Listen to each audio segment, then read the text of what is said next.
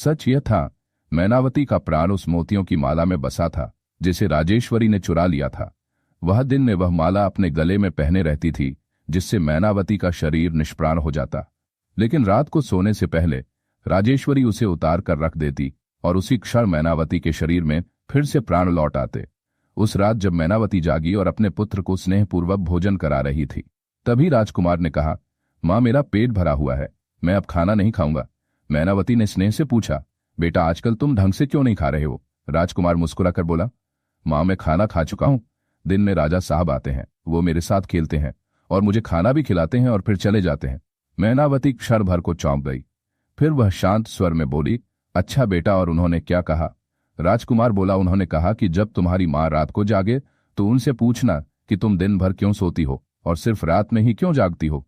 मैनावती कुछ क्षण मौन रही, फिर धीरे से मुस्कुराई। उसने सोचा अब समय आ गया है राजा को सारी सच्चाई बताने का। मैनावती अपने बेटे को सुला रही थी। उसने धीरे से कहा, सुनो बेटा, कल जब राजा साहब आए तो उनसे एक बात जरूर कहना कि बड़ी रानी के गले में जो चमकदार मोतियों की माला है, उसी ने मेरी प्राण बसी हुई है। दिन भर जब वह रानी उस माला को पहने रहती है तब मैं निष्पन्द पड़ी रहती हूँ और जैसे ही वह रात में उसे उतारती है मेरे शरीर में फिर से प्राण आ जाता है। राजकुमार सब कुछ ध्यान से सुनता रहा। अगले दिन रोज की तरह राजा वीर प्रताप महल आए। जैसे ही उन्होंने राजकुमार को गोद में लिया, वह बोला, हे महाराज, मेरी माँ ने कहा है कि बड़ी रानी के गले में जो माला है उसी में उनकी जान बसी है।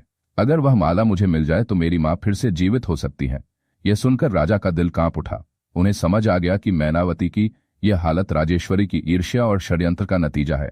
अब सबसे जरूरी था उस माला को किसी भी तरह से वापस लेना। राजा ने एक योजना बनाई और उसी दिन बड़ी रानी के कक्ष में पहुंचे। उन्होंने सहज भाव से पूछा, महारानी, ये जो भारी सी मोतियों की माला आपने पहनी है, यह आप हमेशा क्यों पहनती हैं? इसे उतार दीजिए, बहुत बोझिल लग रही है। राजेश्वरी ने झट से कहा, नहीं महाराज, यह माला मेरी माँ की आखिरी निशानी है, मैं इसे कभी नहीं उतार सकती। राजा ने जब देखा कि बड़ी रानी राजेश्वरी माला उतारने को बिल्कुल तैयार नहीं है तो उन्होंने मन ही मन ठान लिया, अब इसे लेने के लिए सीधी राह नहीं बल्कि बुद्धि से काम लेना।